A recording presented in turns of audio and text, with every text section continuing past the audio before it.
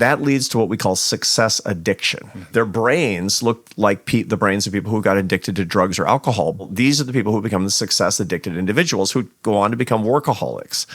Workaholism is a secondary addiction to success addiction. People have to solve that. I have to practically send people to AA for that. But I look in the mirror, it's me too, man. Right. Me too. Hey, one of my favorite things about this podcast is to introduce people that I love and respect to you, because if they've changed my life, I know they could change your life. And today, I want to introduce one of those people to you. He is a professor at the Harvard Business School. He's authored 13 books, one of them with Oprah. His book, From Strength to Strength, is a book that I recommend everyone read. I want to give away 3 copies of his book. They're signed copies. If you hop over to YouTube, you can type in the comment section, I want to grow stronger, and we'll draw 3 books. To get detailed notes about our conversation today and more, go to Life.Church/Leadership Podcast. Make sure you get the Leader Guide. It's super important. Get ready to take notes. It's my honor today to introduce to you someone who's helped change my life. Our guest today is Arthur C. Brooks. Arthur, man, it's great to have you on today. Thank you, Craig. Great to be with you. And in your headquarters, too. We spent 10 minutes with me wanting to call you Dr. Brooks, Professor, and I mean, you've insisted that I call you Arthur, and I'm just indescribably excited to have you on the podcast today. Thank you. Me too. We met at the Global Leadership Summit. Yeah. And your talk there was unbelievable. And I've told a lot of people that, I read, or I probably should say I listen to a lot of books, and every few years you'll come across a book that becomes special. And I can list, 5, 6, 7 books that have really shaped my life. And a few years ago, I came across your book, From Strength to Strength, and I'll hold it up if anybody's watching. And this became one of those books that impacted my life in a very significant way in a moment that I needed it. And so I want to say thank you for that. I wrote it for you, Craig. I appreciate it. No, I mean, it was a book that I wrote for myself, but ultimately a lot of people are having this experience at a certain point in their life. They're real strivers. They're ambitious people. They're hard workers.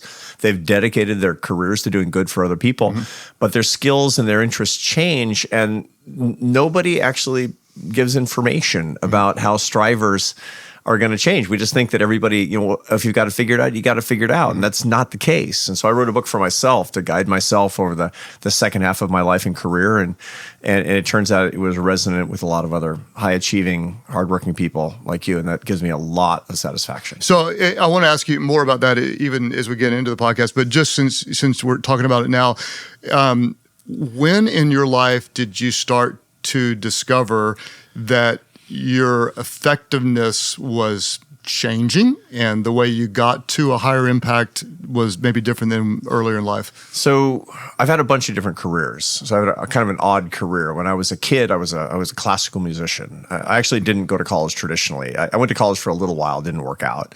Like so many other people, I went when I shouldn't have and didn't even make it through a year. So by the time I was 19, I was going pro as a classical musician. I wound up in Barcelona, in the Barcelona Symphony as a French horn player.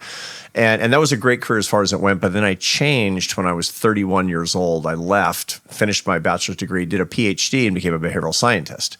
That was 10 years of academia. And then I changed again and became a CEO. I started running a big think tank, a big nonprofit research organization in Washington, D.C. And that was great. When I first went into that in my 40s, my early 40s, I was doing it in a particular way. I was muscling through every problem. I felt like I could solve anything that was in front of me because I was at the height, it seemed to me, of my intellectual powers. And about 5 years into that, I started slowing down. And I didn't know why. I mean, I had plenty of energy, I stayed in good shape. I tried to eat the right things, but I found that I couldn't solve problems as creatively as I had in the past. However, I found I was much better at coaching people than I'd been in the past. And I didn't understand why that was. I started casting about trying to figure it out, but my job was getting less and less interesting to me. I was less and less good at what I thought I was doing, and I retired. from that at age 55, but I knew I had plenty left in the tank. So I dedicated myself to a research project to figure out what had happened to me and how I could dedicate the rest of my career to what I was really good at. And that's where this book came from. It came from a crisis and a burnout and a lack of a sense of meaning because my skills were changing. I felt like I was in decline. And what I found out was one set of skills were in decline, but there was another set of skills behind them that once I recognized them were the new source of power that anybody listening to us in their 50s and in their 60s and in their 70s, they can have their best possible version of themselves if they know what they're looking for. So tell me about those two different sources of skills and intelligence. Yeah, so and you use the word exactly right, which is intelligences. And this really comes from the work in the 1960s and 1970s, the work of Raymond Cattell, a great British social psychologist, who was the world's leading expert in intelligence. Not just IQ measurement, that's not very interesting. It's the manifestation of intelligence that happens at different times in your life. What he showed was that people before about the age of 40, they have a lot of what's called fluid intelligence. That's working memory. That's the ability to focus, problem solving, indefatigable focus on problems at hand. So if you're smart and hardworking, it makes you good at what you do on your own. If you're a lawyer, you got a law school and you're a star litigator, and it makes you a ninja, a cowboy. And that's what almost everybody listening to us, because your listenership is strivers. They're leaders and they're hard workers. So anybody under 40, they're great at what they do as an individual. That's fluid intelligence. Okay, that peaks at about age 39. Now, that's not very old. That sounds like bad news. It feels like bad news until you understand the whole story. Yeah. So, and that starts to decline in the 40s. That's what explains burnout. People tend to burn out in their mid-40s because what used to be easy now is hard. What used to be hard now feels impossible. And you get tired of actually not making progress. Nobody else notices. If you're a high achiever, you're a hard worker, you're a great dentist, you're not going to drill the wrong tooth at age 43, but you're going to notice you're not making progress and things are not getting easier anymore. That's what makes people burn out. Strivers are made for progress is the whole point. And so people tend to think, well, I guess I just don't like it anymore. And they try to keep up with what they once were good at and what the young people still are. And it's very depressing for them. Now, here's the thing to understand. That fluid intelligence does decline, but there's another kind of intelligence called crystallized intelligence that comes in behind it. That rises astronomically through your 40s and 50s, stays high in your 60s, 70s, and 80s and beyond if God gives you your marbles that long. Crystallized intelligence is not about innovation per se. It's not about working memory, thank God. I say at 60 because, it's not about indefatigable focus. It's about teaching ability, pattern recognition, coaching, and mentoring. That's where you get really, really good at. Why? Because you have a huge library in your head and you know how to use it. So people who are 60, they'll often say, it's weird. I see problems now as a CEO, and I've never seen them before, but I know how to solve them. The reason is because you're triangulating across all different kinds of stuff. So you're a chief executive, you're running an organization for a really long time. At this age, in your 50s, you're way, way, way better at solving problems you've never seen than you would have been in your 30s. You'll be faster at doing things you know how to do in your 30s. You'll be better at doing things you've never seen in your 50s because one is fluid, the other is crystallized intelligence. So be the innovator when you're 30, be the instructor when you're 60. Be the star litigator when you're 30. Be the managing partner of your law firm at 60. That's a teaching role. Go from being the startup entrepreneur at 31 to being the venture capitalist at 59, where you're looking at the next big thing. And as a CEO, you, for example, or the leaders who are listening to us, go from the autonomous leader who solves the problems to being the teaching leader who finds the next generation of talent as you get older, and you'll be happier, more successful, and better at what you do. So I want to kind of even make it personal. So I was 28 when we started Life.Church. I was the first and only employee for a little while. Fast forward to today, next year we'll cross 30 years. I'm 57, we'll be 58. Now we have over 1,000 employees. And in the early years, I was a bigger risk taker, more innovative, breaking lots of rules. And I still have the same drive and kind of competitive spirit with what I would say would be the right motives for what we're doing. But I do think in a different way. Should I be investing in the 28-year-old entrepreneurs? Should I tell me, how do I become most effective at this stage now that we've got a mature organization? What's my assignment? So there's two things embedded in that. Number one is making sure that you're firmly on your crystallized intelligence curve and that you're cultivating people who are on their fluid Okay, so what does curves. what does it mean I'm firmly You're a teacher. Okay, I'm a You're a teacher. You're going to bring people along. You're going to mentor. You're going to coach. You're going to recognize patterns. You're going to help people understand things that they don't because they can't see the things that you can actually see. At what age are we making this shift? That shift should be progressive throughout your 40s. Okay. So you're still high in fluid intelligence, but you're getting higher in crystallized intelligence. Those curves typically cross between the ages of 43 and 46. And so during your 40s, you want to start stepping from one curve to another, changing your own role, or even changing jobs is the way that you do that. Women are really good at that, by the way. So for me, there was a metaphor. I went from being what I said was kind of like a big brother to a father, or I went from being, a co-player to a coach. And so that's kind of It's what perfect. I started to say. You're doing it perfectly. Okay. That's great. Not everybody has the opportunity to do so because they don't have an organization that matures in such a way where the ideal leader starts off being a cowboy and winds up being a coach. That's not typically. But if you try to stay a cowboy, you probably it's going to be a problem. Yes. And so it just dawned on me as you were saying this. You use the word burnout a couple times, and we do see people in their 40s tend to sometimes make dumb decisions. Is that a part of it? That's it. I mean, business schools, I teach at a business school, and we've done tons of research on burnout. It's always like, it's all about work-life balance. Nonsense. It's about changing the intelligence curves and trying to stay on the wrong curve. If you keep doing what you used to do and you're getting worse at it, you're going to get very depressed. You're going to get very bored. You're going to get really frustrated. You're going to start taking stupid risks, possibly, and it actually might metastasize into bad decisions in your personal life. That's what the midlife crisis has everything to do with changing curves, as a matter of fact. So if you understand it, get on the right curve, the world's your oyster. So to me, this is not natural because someone who's really good at 37, then they turn 43, they tend to think, well, I still should be good at what I'm doing. And so to me, it's a little bit like, Arthur, if you ever go to a hotel and you push the button for the elevator to come and it doesn't quite come, you push the button harder. Yeah. And so that's kind of what I was doing in my early 40s is like I was trying to, okay, I'm going to do what I did. I'm just going to do it harder and maybe better. And it wasn't better. No. It was, I was declining and confused by it. And that's when guys and women get depressed. That's when they become really anxious. That's when it starts hurting their personal relationships an awful lot. Men in particular, they start lashing out in all sorts of ways. This can lead to addiction problems. Because you're uncomfortable with who you are as a person. You feel less of who you are. It's kind of a death threat, especially for hard charging strivers. Look, a big problem that people have who've been very successful as entrepreneurs like you and a lot of people listening to us is your identity comes from your success. And when you're not feeling that success anymore, that's a death fear. Why? Because death fears are really an attack on your self-understanding. I mean, I'm sure you're not afraid of physically dying. I'm not either. I'm a Christian. I'm not afraid of dying. What I am afraid of is losing who I see myself as. That's a very dangerous situation that people get in. And I have a whole set of exercises that I go through with leaders who have self-objectified to the point where they're nothing more than a representation of themselves. I'm a success machine, right? I have to walk people out of that all the time. But that's key for us to understand that that's going to change. How you succeed is going to change. If you try to keep stuck on the old one, you're going to be in trouble. So what you just said, I think, is the key. How you succeed is going to change. And the problem is we don't really want that to change. Like, I think, for me, my identity was wrongly and naturally sometimes wrapped up into what I produce. And so... let me tell you a couple things about it. So were you a good student as a kid? I was. Were you a good athlete as a kid? I was.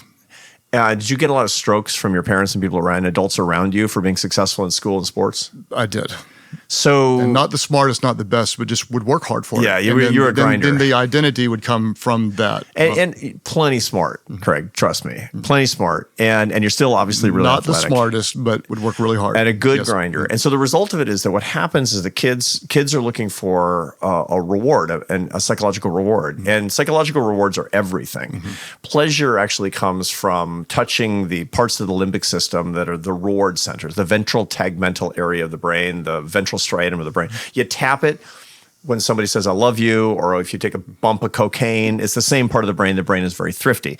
And the way that a lot of kids get it is it's like, Craig, you're a very special little boy for that really wonderful report card, or, getting the MVP trophy from your Little League team. And your brain literally will physiologically accustom itself. It will wire itself to look for those rewards of being number one and being successful. That leads to what we call success addiction. Success addiction means, for people who've done that from a very young age, their brains look like the brains of people who got addicted to drugs or alcohol before adolescence.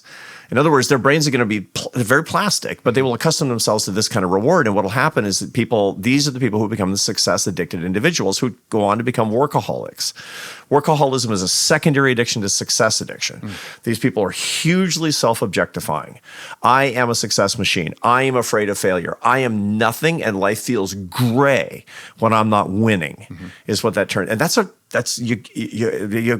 you got to solve that. People have to solve that. I have to practically send people to AA for that. But I look in the mirror, it's me too, man. Right. Me too. I mean, ever since I was a little kid, it's like number one. Got to be number one. I'm nothing if I'm not lovable. If I'm not enough if I'm not that. And that's a sickness, actually. So I would imagine right now that there are a lot of people listening, and our community is made up of people that tend to be strivers. Yeah. And you start to get your identity from that. Yeah. How do you unwind that without losing kind of your drive, your competitive edge? What do you say to yourself? Yeah. How do you redefine what makes you successful in a way that will sustain success in new ways for maybe generations to come? It's a great question, and I say this to my students at HBS. I mean, these are MBA students at the Harvard Business School. These are people who want to grow up and be Craig. I mean, these are people who want to grow up and have your level of success, not necessarily at Life.Church, but at Goldman Sachs or something, or starting their own companies. And I'll tell them this: the secret is not to be successful so you become happy. It's to become happier so you're successful enough. Okay, you got to slow it down and say that again, because people are listening on 1.5 speed. I'm going to tell you right now, slow it down, because this is Dr. Arthur C. Brooks talking to you, and this is good. So slow it down and let's let this sink in. So the world tells you, and your limbic system of your brain is evolved to tell you that if you are successful enough in worldly terms, and that has 4 components to it: money, power, pleasure, and fame, or admiration. If you have enough success, you'll automatically be happy. That's a lie. That's completely false. The truth is that if you do the work to become a happier person, then you will find that you're successful enough. Now, the word that freaks every striver out who's listening to us right now, you know what it is. Because it's going to chill up your spine. Did you just say it out loud? I know. Yeah, I know. That's okay, enough. Yeah. And the reason is because there's never enough for a striver. Yes. There's never enough for a striver. Okay, good news. If I can help strivers stop actually torturing themselves, they will not become slackers. Why? Because strivers can't slack. It can't be done. No, I'm not going to throw a dart into the population and give the same people a piece of advice to everybody. If you're sitting in your mom's basement, you can't get yourself to even get up and go to work, and I think I'm just going to play video games all day long. This advice is not for you. Well, guess what? You're not listening to this podcast if that's you. This is like the 250,000 of Craig's closest friends listening to this week are people who want to be like you, and they're hard workers. And there's nothing I can tell you that's not going to make you a striver. So in other words, don't be afraid. Don't be afraid to take this advice, because you're still going to be really successful. You're going to be still really, really hard worker. But you have to actually divide up the things that you're great at and not just over-index on work. Here's the thing. The happiest people have a portfolio of 4 things that they're thinking about in their lives, and only one of them is work. One is faith. The second is family. The third is friendship. And the last one is work. But if you put all of the eggs in the last basket of work, to all my excellence is going to go into work. What a lot of strivers do. Of course, because that's what they're good at. And that's what the world, look, if you're a success-addicted workaholic, the world's going to say, good job. You worked 16 hours a day and got that project done. Nobody's going to say, you've you polished off 3 pints of vodka last night. You're a really excellent drinker. No, they're going to say you're a pathetic alcoholic. Go get help. But if you do the same thing as a workaholic, people are going to congratulate you. That's the way the world actually works. I get it, is the whole point. But the truth of the matter is you will not be a happy person. You just won't. Part of the reason is because you'll be mediocre in your faith. You'll be mediocre in your relationships, including your marriage and with your children. You'll be a mediocre friend. And those love relationships are everything. And so one of the things I do with people who are true strivers, they're going to strive. They'll be perfectly fine in their jobs, and I want them to work hard in their jobs, but I need to actually have them start getting better at their faith. Do the work, man. Do the work. And it's thrilling work to do the work in your faith. It's like this huge, exciting thing. Are you good? Really? I mean, do you know anything about the Bible? Do you know anything about the Holy Book? It's like, get good at it, but start putting some of the energy in that. Start getting good at your marriage. That takes work, and it takes expertise. It takes knowledge. Get better at friendship. And I have all the resources where people can become really great at those things and become better at your leisure. I mean, leisure is not chilling. Leisure is serious business. Leisure is actually getting good at parts of your life that just don't happen to give you money that you already don't need anyway, probably. So let me repeat back some of what I've heard you say and then kind of critique what I'm saying, because it sounds like what you're saying, and if anybody missed it in the introduction, you are kind of an expert in the science of happiness, one of many fields. I'm a behavioral scientist. 30% of what I teach is neuroscience. 70% of what I teach is behavioral science. Behavioral science, and so you study what makes people happy. And you said what makes people happy is going to be a genuine investment in faith. These 4 things: faith, in family, in friends, and then in work. And I don't mean my faith necessarily. I'm a Christian guy. Most important thing in my life, but a faith life in something more, but a life philosophy that elevates things to transcends you, so that you have an understanding and appreciation of everything is bigger than you.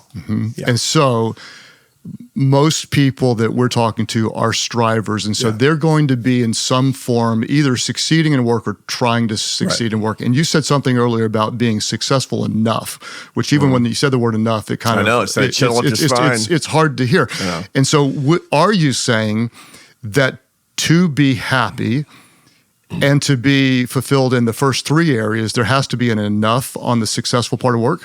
So the point is that high levels of success are enough. That's the whole point. And you have to figure out what enough is, but what enough is will change when you become a happy person.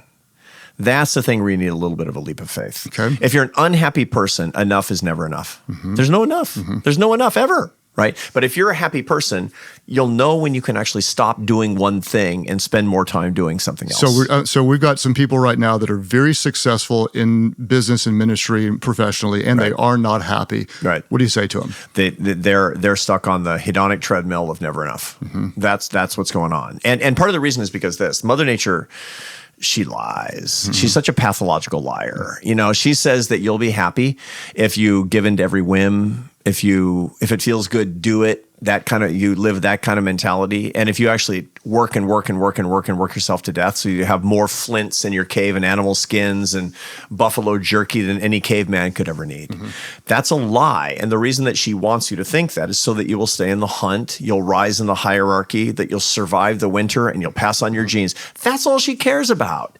But that's not all you care about, because we're not just physical creatures, we're also metaphysical creatures. We have divine in us. And to actually instantiate the divine in each one of us, we actually have to transcend our worldly urges. What people need to understand is that never enough, never enough, never enough. All that is just like a squirrel or a monkey or something that doesn't have a metaphysical nature to it. We're just living according to our animal dictates under those circumstances. That's like somebody who just uses methamphetamine or drinks pathologically. That's the same kind of set of urges. You need a higher set of desires.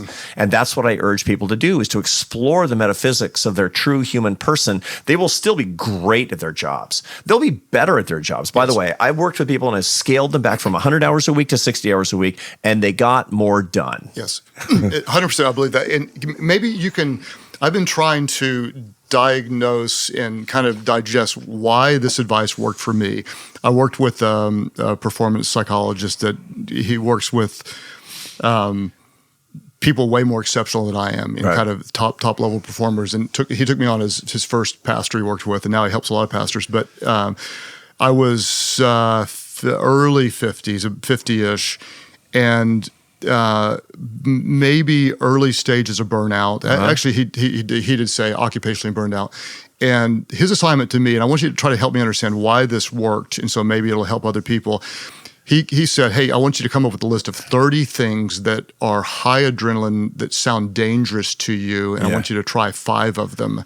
I could only come up with 5. I tried 2, and I only tried 2, and I stayed with those 2. What'd you do? And one of them is I took up jiu-jitsu, which was, and looking at it, it was something that gave me an outlet to be aggressive, and I was not great at it, and I was a student, and it humbled me, and so my confidence went up and my humility all at the same time. And then I started taking flying lessons and ended up becoming a pilot, then an instrument-rated pilot, then a type-rated pilot and such.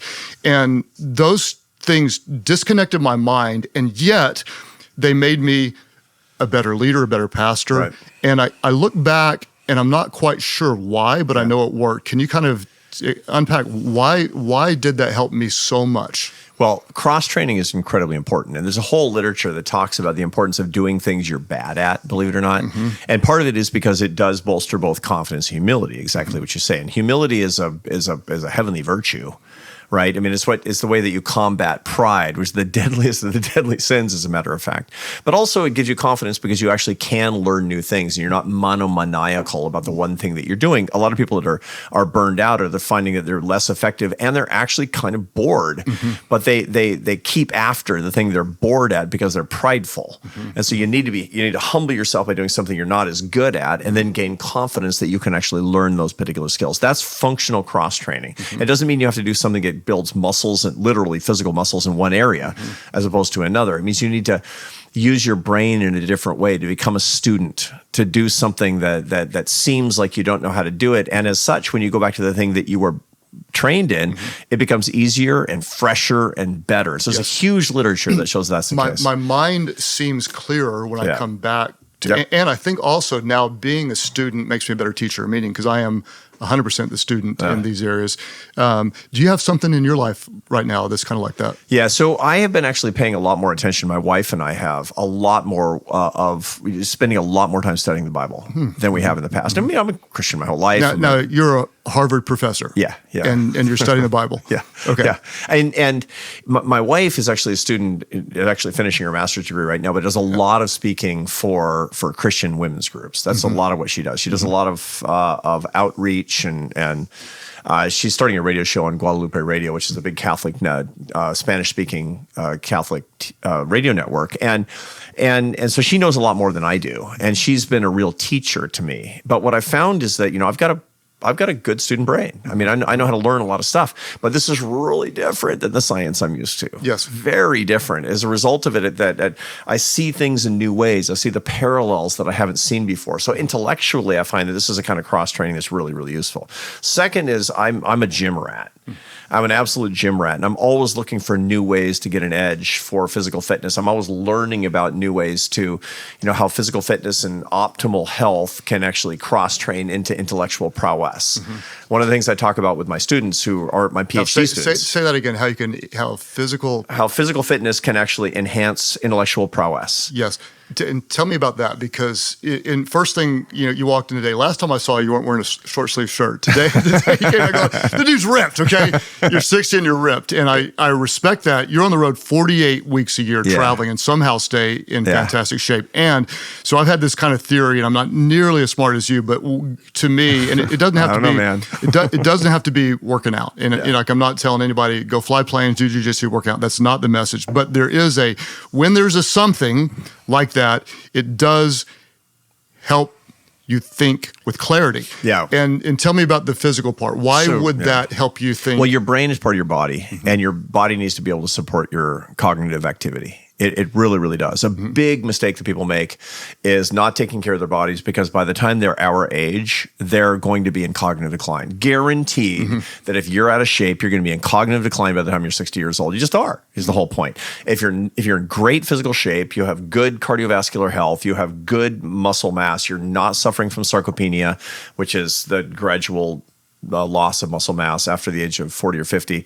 you're going to be in better cognitive health. You're going to be able to think more clearly. You're going to be clearer in your problem-solving ability, and your crystallized intelligence is going to be optimal because you're taking care of the machine is what it comes down to. So I recommend that everybody our age should be in the gym every day and should be getting at least 4 or 5 days a week of zone 2 cardio. And there's not especially men, but women too, nobody under 40 who should not be doing resistance training. It's just, and again, not just because if you don't start then, it's you're a in trouble. problem. Yes. It's a huge problem. And I'm not talking about vanity because, man, I mean, I'm like, if I'm worrying about vanity, well, that ship has sailed, man. I'm like an old bald guy. But let me tell you, this has been probably the most important part of my intellectual life is my physical health and what I've been able to do to keep my physical fitness up. Because now I feel like I'm at the height of my crystallized intelligence powers in no small part because the body supports the brain. I get up at 4:30 every day.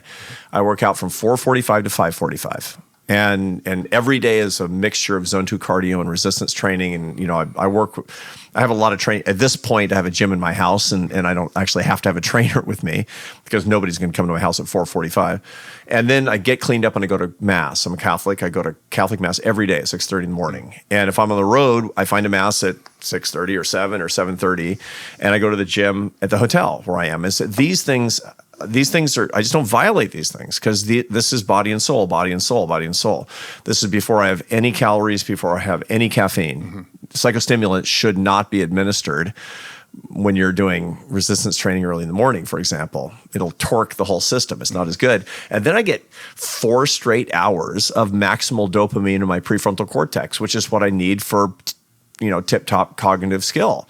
And, and it's all tied together. That's what it comes down to. There's no magic to this. It's just doing the work. Yeah, and it is. It's doing the work. It's being focused. It's everyone's plan should not be consistent, but everyone should have a plan to bring about optimal results. I want to talk a little bit about Harvard on 2 levels. Yeah. One is you have a massive waiting list of people trying to get into your classes. I've heard about there's illegal kind of online, streams that aren't supposed to be there. I know nothing. Yeah. So without being overly humble, can you tell me why? What do you do that creates lines of the best, the brightest in the world wanting to be in your classes? So it's happiness. It's the milk, not the milkman. And that's a really important thing to keep in mind. And I know you feel the same way. I disagree. It's it's not the message because anybody can teach on happiness. So there's more to it than that. Well, what it is that the approach to happiness is a little bit distinct from. This is not advice on how to have a good day. This is real science about how to live better, how to put one foot in front of the other in the world, and how to manage yourself such that you can live a better life, higher well-being with more meaning, satisfaction, and enjoyment of your life. And it's all based on straight up science is the way that works. That's the milk.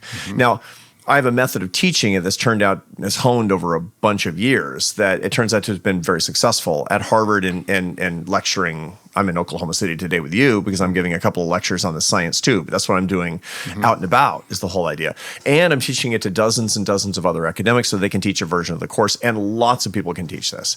But the whole point is what I feel I've been blessed to find and to uncover, and I've been in a privileged position to be able to develop, is that real science unlocks greater happiness for people. To become a happier person, you need to do 3 things, and this is what I teach in my class, and this is the reason the students like it. You need to understand how it works. Stop trying to get feelings. No. Understand and manage yourself. 2nd, change your habits. 3rd, share it with others and become the teacher. That's how you do it. That's how you do anything, by the way. My dad was a math professor, a brilliant, wonderful math professor. It was because he understood the math, he practiced the math, he taught the math. That's how he did it. Okay, so let me say what you're not saying because you're telling me it's the milk and the whatever. So number 1, it's got to be something that's interesting. Yeah. And people are interested in being happy.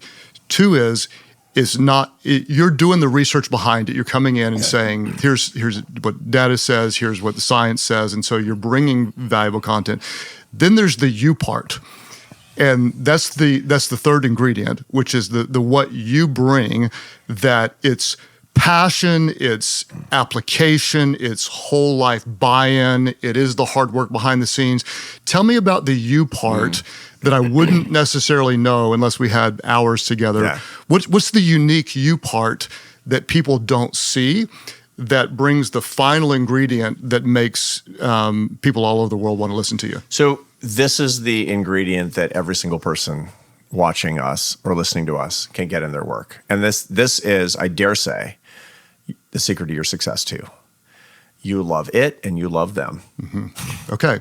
You love the Lord and the Bible, and you love every single person who's online watching, and everybody's sitting in the seats in your congregation. Okay, I can buy that. Let's talk about it, because you do.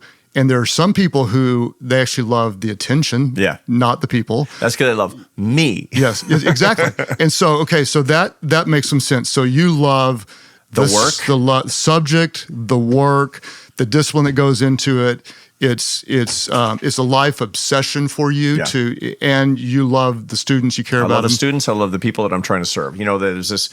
Howard Thurston was this great magician from the 1920s, and he's profiled in How to Win Friends and Influence People by Dale Carnegie. By the way, that sounds like a hackneyed book. It's a great book. It is a great book. It's a great book. It's one of the books I had my kids read. 1936 is as fresh today as it was almost 100 years ago. And he tells the story of Howard Thurston, and he goes to see Howard Thurston to see the secret to success. He's a very ordinary magician, pulling rabbits out of hats and doing card tricks. He's the most successful magician in the world for 40 years. He has this Broadway act, and people come into night after night after night. Afterward, he said, I understood Howard Thurston's, the secret to his success. And he said, you love what you're doing and you love them. How do you do that? And he says, oh, no, it's easy.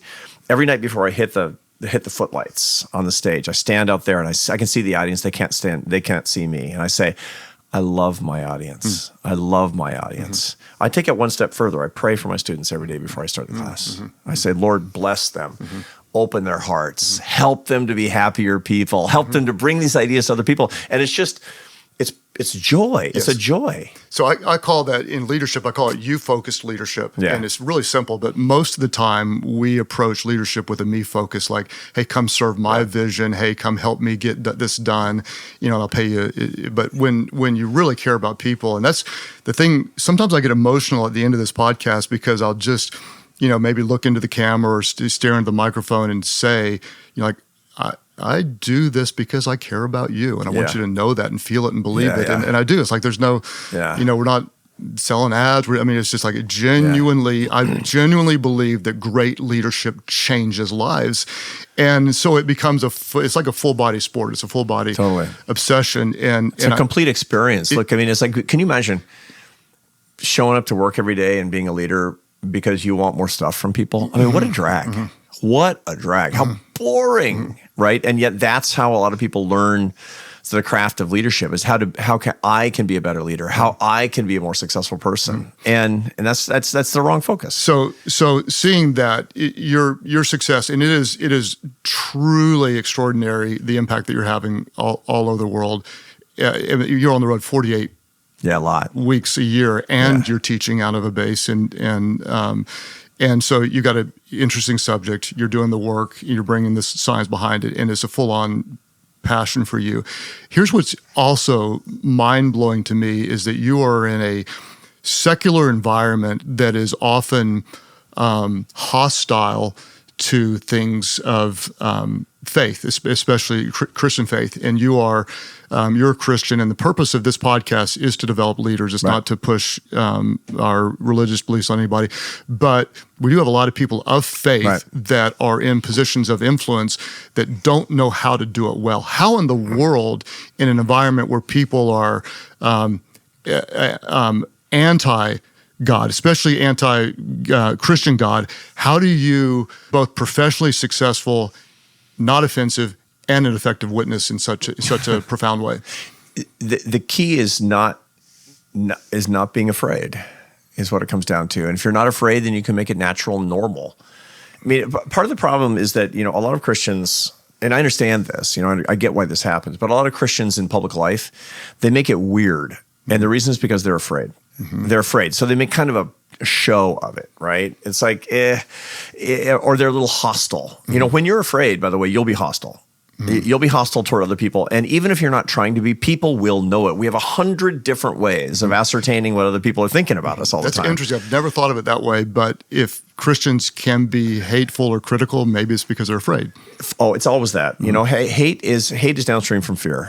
Perfect love drives out fear, according to St. John the Apostle. And Lao Tzu, who wrote the Tao Te Ching of the greatest Confucian text. I mean, it's like in every religious and philosophical tradition, we know that fear and love are opposites. Love and hate are not opposites. On the contrary, hate is simply a manifestation of fear. And so one of the reasons that Christians in public life they struggle so much is because they're afraid. They're afraid of being weird. They're afraid of being rejected. They're afraid they won't be able to defend their beliefs. And if you can get away from fear, you won't be perceived as being hateful. You won't be perceived as being hostile. And how do you get away from that? With love, because perfect love drives out fear. So I've been in the church for a long time, and I've never thought about it the way you're saying it right now. That one of the reasons why, as I'm kind of tracking with you, we can be judgmental. It's like we're afraid. Totally. I mean, which is so crazy because, and that's it. The sad thing is, that's why people of faith often push others away. Yeah. And what do we have to be afraid of?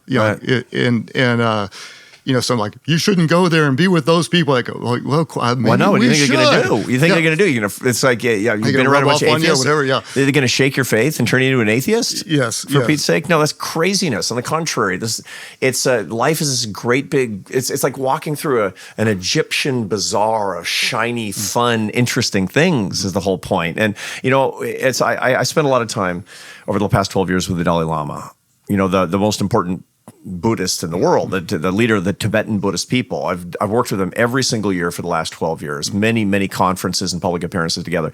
And, a lot of people in my Christian community will say, well, like, why are you doing all this stuff with the Buddhists? Because he's great. He's a great man. Because he's a man full of love. Because he's made me a better Christian by asking me probing, hard questions. So I've got some people right now that are freaking out that you just said that.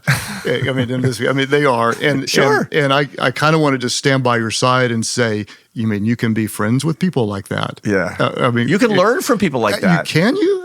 I think you can. I really think you can. Because there's so many good and virtue. I know so many good and virtue with Can you be that atheists. Confident to learn from people outside your faith? Of course you can. Yeah. So anyway. Yeah. It's like the saying, there's a saying in Latin that we Catholics use is nolite temere. Be not afraid. Be not afraid. This is the Master tells us, the Lord tells us, be not afraid. Go into the world. Sanctify your work. It's such a joy. So let me say it this way.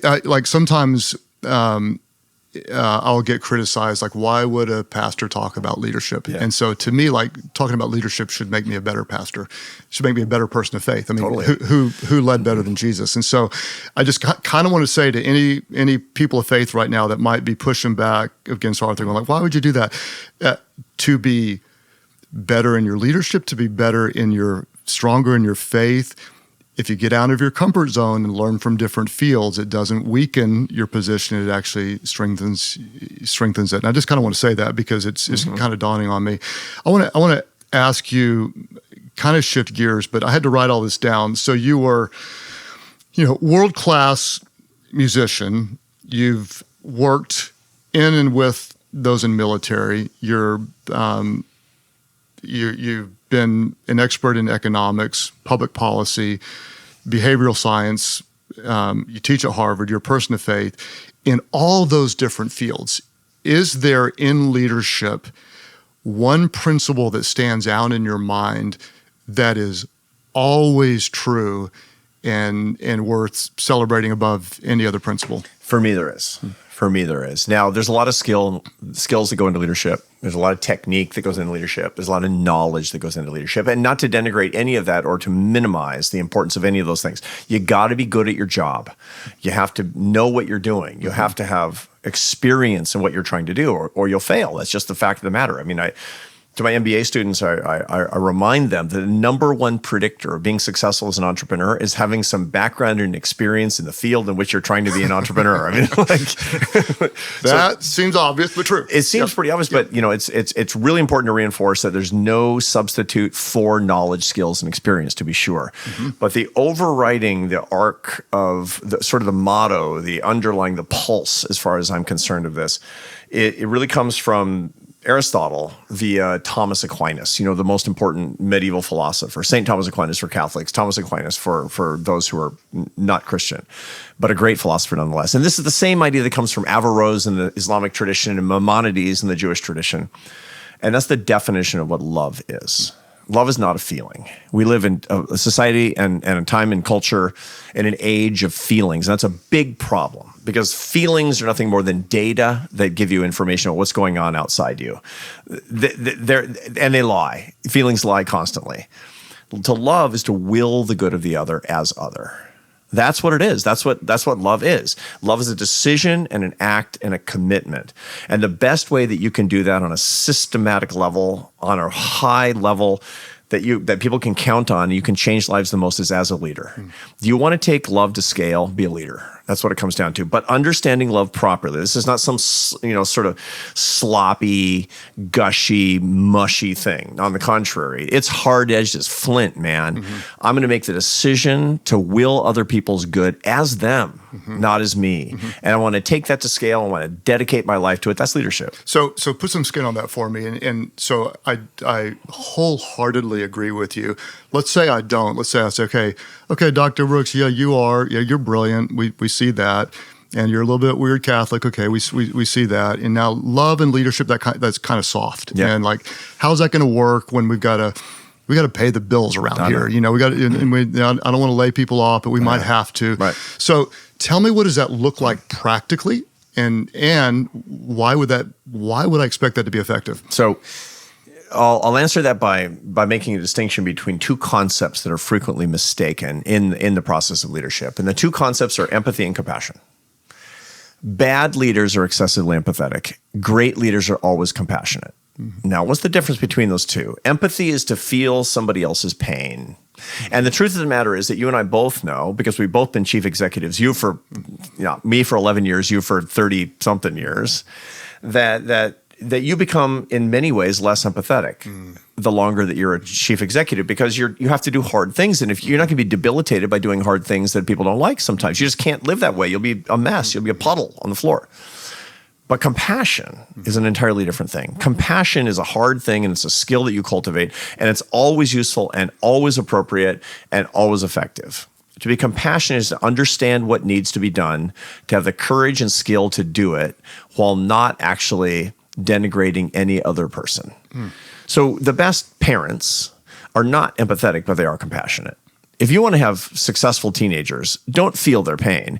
Do what needs to be done, even when they don't like you. And do it in love because you love them as them. That's what it comes down to. And that's really what it is. So to have love at the center of your leadership is the hardest, toughest, flintiest thing that you could possibly have. And it's not empathy. Empathy's soft. Empathy's woo-woo. It's mushy. It's sort of a flaccid concept. But compassion, hard as rock. So what I love about every time I'm with you is you tend to put language on intuitive ideas that I have but can't explain. And so you just did that. And for 30 years, I've been trying to explain what you just said in 30 seconds and haven't been able to explain it. But you're absolutely right that there are a lot of leaders who they have too much empathy. Yeah. And so not enough compassion. And so in the name of caring for people, they end up hurting the organization, which ultimately hurts people. Totally. And so politicians do the same thing too. They're so empathetic, but they're not compassionate. Yes. And parents are so empathetic, but they're not compassionate, and that hurts their kids. So talk to a leader right now that has too much empathy and not enough compassion. How do you work through that in your mind? And then love in a way that may not feel comfortable in the moment, but is genuinely love. Yeah. So thinking about this and instantiating it can actually take a lot of practice. This is a skill. This is one of the skills that actually comes from experience and this would be crystallized more in the crystallized. Yeah. And you find that older leaders tend to be better at this than younger leaders because they're older and they've had more opportunities and more interactions, and they can be a little bit tougher because it's very tough. And you tend to think a little bit higher. Right. You can get above the situation, above emotions, and yeah. So let's take a real life case study. You and I both been in this situation as leaders of organizations, and there's somebody who is not a good fit for the organization. They're just not, and they're making other people around them less effective. And they're not bad people; they're good people. They're good people, but it's just not a fit. And this happens all the time. And you're going to have to do something. And so you're not looking forward to this. Oh, you're not looking forward to this. And you can't sleep. You don't have to deal with this. And this is somebody that I like. And I know, I know his wife. It consumes every thought you have for a long time. It's horrible. It's really and hard. Number one, let's take the empathetic leader. And you call him in, it's Joe. Joe, this isn't working out. You're going to have to find a new place to work because this isn't working out. And Joe says, Craig, I thought we had an understanding here. I thought you and I were friends, and I'm having a hard time at home. And so Craig says, okay, we'll give it another shot. All right. That's an empathetic thing to do. But remember why you were doing this. You have a mission, and the mission of Life.Church is not good jobs for nice people. It's bringing the cross and gospel of Jesus Christ to people all over the world. That's what it is. And that mission, by the way, that's tax law. You're supposed to do the mission as well. It's an ethical thing to do, and you just violated that. And I get it why you did that, because you have a heart that is for people. But now let's do the same thing over again in a compassionate way, where you bring Joe in and say, I hate the fact that we had a bad match here. I hate the fact that we have a bad match here, and I feel responsible for that. And so this isn't working out, and I think you know it, and I think I know it, and I think you could be better off, and so will we when you're doing something else. And I've been giving some thought to what I think that we can actually do that's going to work to get you into a better position. I'm standing here to call 3 of my friends to talk about where you would be a better fit. I'm going to do the work. Now, what you've done is you've served the organization. And I may cover your salary for a certain amount of time while we're going there, because I own part of the responsibility of this not working. That's the compassionate thing to do, because still Joe's not going to like it. Joe said, Craig dismissed me. Yes. But Craig doesn't hate me, and Craig loves me, and he cares about this, and he's taking responsibility for it. And if Joe's not right here, it's actually not right for Joe. Period. Absolutely. And guess what? When you take the compassionate route, because you and I have both done this 100 times, 3 years from now, Joe's going to come back and say, you did the right thing. You did the right thing. If you're just empathetic about it and you keep him in a job that he's not right for and he doesn't like, and then it's going to wind up with bitterness, and sooner or later you're going to have to do it anyway, and there's going to be nobody happy. And if you don't have that conversation with Joe, then the other 10 people that are working with you and Joe will know that you didn't, and you're actually not being loving to them because you're tolerating underperformance or the wrong fit. And guess who's going to leave? Culturally, then the good people are going to leave. The good people are going to leave. That's absolutely right. Yep, and that's the true in every organization. And again, compassion means doing the right things with the resources that you got for people while still loving the people and taking care of them appropriately. So I want to slow it down for our community right now, because this is one of the most common problems that leaders deal with. We have someone that's not the right fit. We have someone that's underperforming, or maybe they're outright toxic. And because we care about them, we often don't deal with the problem. And if we don't deal with the problem, eventually we're the problem, and the problem becomes bigger. And so I just want to let those words sink in and think about it. If you have someone right now that you know is not the right fit, and with empathy, you're holding back from telling them the truth, replace that with compassion, and it doesn't mean you come in and fire them. It might mean you give them a real chance, which is you tell them, hey, things are not going well, and if you don't hit this standard by this time, then you're not going to get to work here, and here's what we're going to do to help you hit those standards, and you have to hit these marks and be really clear by this date, and then by that date, if they don't hit it, you say, hey, we were really clear, and you didn't make it, and I'm really sorry, and I don't like it, but we're going to have to make a change. And that's right. Remember, lying to people is not compassionate. No. It's uncompassionate. It's empathetic and uncompassionate to lie to people about their performance. Yes. Telling them the truth early is actually one of the most loving things you can do. Yeah. Yes. Yeah. That's exactly right. And again, that's hard. That's one of the reasons that leadership is lonely. It's one of the reasons that leadership is hard. It's the hardest job in any company, by the way. It's also the riskiest job. In Fortune 500 companies, the chances of being dismissed in the first 24 months are 25%. You're the most likely person to get fired in your whole organization when you take the corner office is the bottom line. So talk to me about this. If leadership is lonely and if leadership is hard, and if I'm good at being a leader, how can I be happy when it's lonely and hard? Yeah, you can be happy doing all kinds of lonely and hard things. There have been people in every walk of life who have a lot of suffering and who are really happy people because what they're doing is truly important. What they're doing is truly meaningful.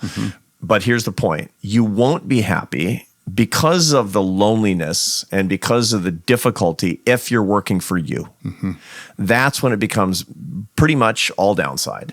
Now, again, Mother Nature wants you to be thinking about you all the time. The psychodrama, you're the star. You know, in your dreams last night, you were the star of every one of your dreams. That's just nature is the way that works. But if you can actually make the leap from the physical nature of being the CEO to the metaphysical nature of being what the CEO, what the leader is, then you'll be able to do your work with joy even when it's hard. I've worked with EMTs and paramedics and emergency room docs, and they're seeing all kinds of difficult stuff and they're working weird hours and they're seeing gunshot victims and they're seeing children dying and they can do it really, really joyfully unless they're only thinking about themselves. That's the difference. I mean, do you love others as others? Then you can do the hardest thing with joy. So at this scene of your life, what is the thing that's bringing you the most joy? Yeah, what's bringing me the most joy right now is the fact that I am living up to my own personal mission. My mission is to lift people up and bring them together in bonds of happiness and love using science and ideas. It took me a while to get here. And I thought about it and I prayed an awful lot. I said, Lord, show me my path. I mean, we always pray this, but we rarely mean it because he's gonna, and it can be pretty jarring when he does. But I prayed that, and I went through a whole series of exercises, spiritual exercises about how I could really discern this. And I feel like for the very first time in my life, I'm doing what I really need to be doing. And the result of that is that I'm in alignment with the other parts of my life as well. My marriage is better than it's ever been. I mean, and again, I mean, there's tough times coming. I mean, I'm not getting any younger, and we're all going to have health challenges going forward, and I'm going to have to make decisions about how much stuff I can actually do, and that's going to be hard, to be sure. But the source of joy in my life is the alignment between what I'm doing and what's written on my heart for the first time. That's a really powerful word, alignment. And I think there was a quote I used to say, like that sometimes the difference between where you are and where you could be is it's like the hard truth about yourself you're not willing to tell. Yeah. And what I'd like to know, your book, and I want to talk about it again because I haven't promoted it the way I want to, From Strength to Strength, Finding Success, Happiness, and Deep Purpose in the Second Half of Life. So I'd tell people 40-ish, read this book, 100%. Everybody, like I promise you, read it, and it is a game changer. I feel like you have so much to offer people that one podcast is just not fair, not enough. If I wanted to say, hey, I want you to be a distant mentor to me, and I want to learn, I want you to help me think holistically about, hey, my mind is actually connected to my body, so I want to have a better mind, I need to have a better body. And I really want to be sincere about developing my faith. And I also want to be not just successful in the best of my field, but I want to have real friendships. How can I get the best out of you from a distance? Tell me, where do I go? What do I read? What do I study? How do I make you a friend that I'm learning from consistently? Well, you text me, Craig. How does my audience, how does my community do that? So I write every week about topics of success for strivers. It's a column that I write in the Atlantic on Thursday mornings called How to Build a Life. And it's written for this audience. It's written for people who do you email that out? So you go to the Atlantic, theatlantic.com, and then you subscribe to the magazine. You'll get it every week delivered to your doorstep. Okay. And you can get my newsletter every Monday morning, which is kind of based on what I'm thinking about in the same lines. Highly scientific ideas that come from data about how to be a more effective leader, how to be a more effective professional and personally in your life and your relationships. So where do we go to get your... arthurbrooks.com. Go to arthurbrooks.com and it'll give you all the information about how to find and my media appearances and what's coming down the book pipeline. Right now I'm finishing a new book right now called The Meaning of Your Life and How to Find It. That's a big job. That's a big book. That's a big book. So I would say just to our community, I'll bring a lot of people on here that I respect. I put Arthur in the highest categgory of people that I would suggest that you study, learn from, because there are a lot of people that have kind of what I call categorical genius, but you have what I'd call kind of a whole life of alignment that I just admire and respect. Thank you, Craig. I appreciate that a lot. Coming from you, that really means a lot to me. No, and I just want to say, to our audience, like, I believe in you so much, and I believe there's more in you. I believe that if you do the hard work, that you get around great people and open up your mind to new ideas and expand just kind of beyond what's comfortable, that there's so much more in you. And that's what I'm seeing now, and your work was so helpful to me. At about 50, I thought, okay, my best days are behind me. And in some ways, there were parts of them that will never be the same. But at 57, I'm saying, I have never been more excited about making a difference. And your work helped contribute to that. It was a significant piece of that. So for that I say thank you. And I do encourage our community, arthurbrooks.com, go and get the emails, read the books. You wrote one with Oprah. I wanted to ask you about what surprised you about Oprah, but we'll do that the next time we have you back. Can't wait for the next time. That makes you, he just heard it. That means we're going to have it next time. So thank you for your investment. Thank you. Thank you for this podcast and what you're doing for the world through your ministry, and also just for helping leaders to become their best selves through your example and through your intellect, and letting me be a small part of it. Well, I appreciate your friendship, and I look forward to it again. And thank you for your trust and your investment each month. And guess what? You got a little bit better today. Can you feel it? You did. You got better today. We know that everyone wins when the leader gets better.